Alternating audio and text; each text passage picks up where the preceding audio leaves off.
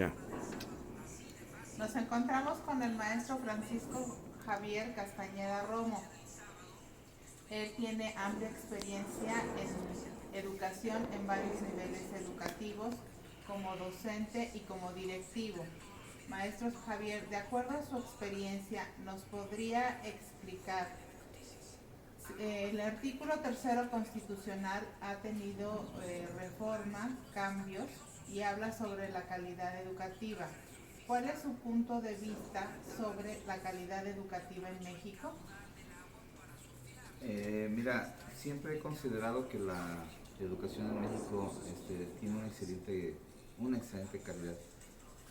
Con las modificaciones en la reforma al artículo tercero que se le han venido realizando, evidentemente se persigue que tengamos una mejor calidad, con visión a esta parte global. Sin embargo, en el país falta todavía considerar varios aspectos. Sobre todo entendemos que nuestro país está demasiado seccionado. Hay multiculturalidades y eso genera que no siempre el ambiente educativo, sobre todo con la visión de calidad, les llegue de manera efectiva a cada una de estas secciones del país. Sin embargo, a pesar de esto, es reconocido la calidad educativa que tenemos en el país y eso no lo podemos demeritar. De verdad es que este proceso de calidad se ha venido mejorando, aunque todavía falta mucho por hacer en los niveles de educación superior. Gracias. ¿Por qué las políticas educativas que se han implementado en México no han funcionado? Yo creo que esto tiene que ver mucho más con esto que te decía, por la multiculturalidad que existe en México. No podemos generar la misma política educativa para cada una de las áreas. Se tiene que modificar específicamente la política educativa para que les llegue de manera propia a cada uno de estos ambientes. Pero por el otro lado, pues vivimos en un país en donde arrastramos toda una cultura desde hace muchos años, en donde pues el ambiente docente implica mucho esta situación ¿cómo expresarlo? Sindicatos, políticas, juegos entre personas que no han permitido que avancemos. Eso es una realidad. Pero yo creo que en México los docentes se esfuerzan demasiado para poder lograr los objetivos que se plantean desde un principio. Y hablando de docentes, ¿cómo puede un maestro lograr un alto desempeño en escuelas que además de tener graves carencias de infraestructura y equipamiento están ubicadas en zonas con altos niveles de marginación? El maestro es maestro en cualquier lugar en donde lo pongas. Si realmente el maestro tiene esa formación y esa capacitación, en donde quiera que lo pongas va a encontrar los mejores elementos. Esto se requiere mucho de voluntad. Para poder educar se requiere un maestro y un estudiante, independientemente de las condiciones en las que te encuentres. Definitivamente yo considero que la voluntad de parte del maestro es fundamental en este proceso.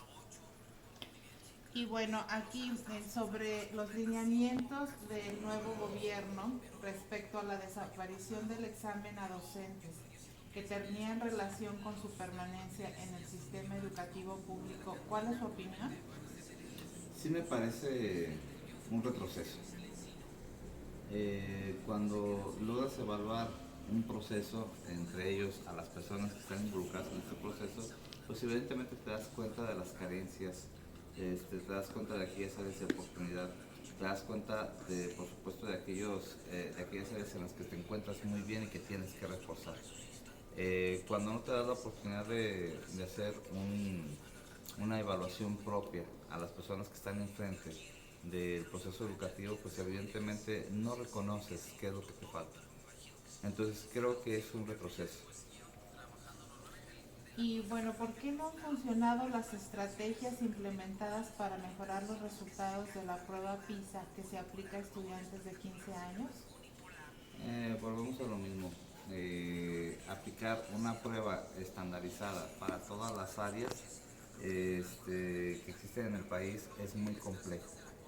Querer obtener un resultado similar para todas las áreas y de ahí basarse para hacer una política educativa no es factible. Su mayor fracaso implica ello, que cuando no se le otorga la misma categoría a cada una de las diferentes secciones que existen en nuestro país, la calidad que tienen sus maestros para poder trabajar, pues evidentemente vas a encontrar resultados demasiado desnivelados. Entonces, al verse involucrado en este tipo de procesos, pues cualquier tipo de evaluación que hagas va a tender a un fracaso, como es este caso PISA. Por sí mismo PISA te genera muchas buenas alternativas, pero volvemos a lo mismo, no puedes aplicarlo de la misma forma en todo el país. Y hablando sobre estos modelos educativos extranjeros, eh, para implementar la reforma educativa en México, ¿cuál es su opinión? Que apliquemos modelos extranjeros en el país, no, tenderíamos a un fracaso. Forzosamente enfocamos siempre el modelo educativo finlandés como una estrategia real para mejorar nuestro proceso de aprendizaje. Tiene buenos procesos que habría que asimilar, pero no copiarlos. Copiar un proceso, pues evidentemente los países desarrollados distan mucho de lo que somos como país nosotros en México. Las características que tienen aquellos países, evidentemente para empezar, su población es muy similar en todos los sentidos y su población es muy pequeña, hablando de Finlandia. Si nos referimos a un país como Estados Unidos, en Estados Unidos los modelos educativos son diferentes y aún a pesar de eso vemos una diferencia muy grande, sobre todo en el nivel básico, entre el nivel educativo en México con respecto a los Estados Unidos. Entonces no podemos copiar aquel modelo porque la dinámica que sigue en aquel país es demasiado, ¿cómo decirlo? Pues los niños tienen una forma de ser diferente. Entonces no podemos tener un modelo educativo similar al de ellos para implementarlo en México. Yo creo que nosotros tenemos que buscar nuestras propias alternativas de trabajo, visualizar aquellas situaciones que son buenas, que ellos utilizan y poderlas implementar en México, pero copiarlo no es factible. Y hablando de la educación media superior y superior, ¿qué políticas públicas recomienda para evitar el abandono? Pues en primera instancia lo que son los apoyos educativos. Durante muchos años los apoyos han servido para hacer que muchos estudiantes que son hijos de ciertos personajes en las escuelas se vean beneficiados más que aquellas personas que realmente lo necesitan. Los apoyos tienen que enfocarse directamente en personas que realmente tienen el deseo, que tienen esa facilidad de poder continuar adelante por su capacidad académica, pero sobre todo por aquel deseo de querer estar continuando con sus propios estudios. Entonces, hablamos de apoyos económicos, hablamos de formación docente. El docente tiene que estar capacitado para impulsar al estudiante a seguir adelante y no solamente generar una calificación. Debe ser un motivador, debe ser un impulsor a querer salir adelante en el proceso educativo superior. Y sobre todo que el estudiante se vea motivado a que si voy a terminar una carrera, pues me va a servir para algo. Pero si me va a servir para estar batallando para conseguir un trabajo, pues mejor prefiero trabajar desde antes. Entonces aquí debe de haber un incentivo a la persona que termina una licenciatura, que termina un posgrado. Y bueno, ahorita habló sobre la formación de maestros. ¿Qué se requiere para continuar con esa formación en nuestros docentes? Cada escuela tiene sus propias necesidades y tiene que estar visualizando qué es lo que requiere sus maestros. A partir de ello, yo creo que las escuelas, las instituciones de educación superior están ávidas de generar proyectos para la formación de los maestros en general. Yo recuerdo en varias instituciones en donde he trabajado, se observan ese tipo de necesidades y se solicitan los apoyos a las instituciones educativas, ya sabemos específicamente qué tipo de formación necesitamos para nuestros maestros. Entonces, aquí los directivos de las instituciones tienen que ser capaces de entender cuáles son las características de su escuela, de sus alumnos, de sus maestros, para saber el rumbo que queremos seguir como institución educativa.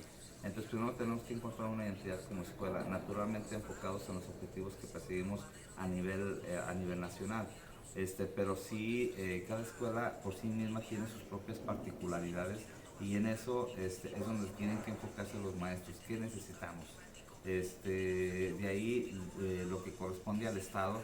Todos los estados somos diferentes y también tenemos nuestras propias necesidades. Entonces, sí tenemos que saber identificar la formación que requerimos al momento. Y para finalizar, de acuerdo a los presupuestos que están destinados al sector educativo, ¿cuál es su punto de vista? Es muy poco. Si bien es cierto, el presupuesto que se dedica mucho tiene que ver al pago de maestros. Entendemos que el espacio físico donde nos encontramos es fundamental para poder llevar un buen nivel educativo. Cuando al niño lo tienes, al niño, al adolescente, al joven, al adulto, estudiando en cualquier lugar, lo tienes en lugares que no te llaman la atención, pues evidentemente el rendimiento es muy pobre. Entonces se tiene que generar un mayor presupuesto enfocado en las mejoras estructurales de los edificios, en un ambiente más adecuado para estudiar. Pero vuelvo a lo mismo, la mayor cantidad de dinero que se destina es al pago de la nómina, y eso pues genera una merma en cuanto a las necesidades propias de la escuela. El presupuesto que llega ya para las escuelas es muy poco. Si hablamos de escuelas públicas a nivel básico, pues vas a encontrar escuelas que tienen pues lo mínimo indispensable para poder salir adelante. Y ahorita, por ejemplo, en Aguascalientes, pues sabemos que, por ejemplo, los libros de texto gratuitos pues no van a llegar hasta finales de octubre. Entonces decimos, ¿cómo podemos hacer que un proceso educativo funcione adecuadamente? Yo comentaba hace rato que el maestro requiere de voluntad para poder hacer las cosas, pero también requiere de materiales para poderlo hacer, ¿sí? Y si no tienes el mínimo indispensable para que eso suceda, pues evidentemente el proceso se ve limitado. Entonces, sí se requiere mayor presupuesto y sobre todo mejor etiquetado, que es lo más importante. Le agradezco mucho sus aportaciones, que son muy valiosas para analizar y reflexionar sobre la situación educativa del país. Muchas gracias, maestro Francisco. No, por nada, a la orden.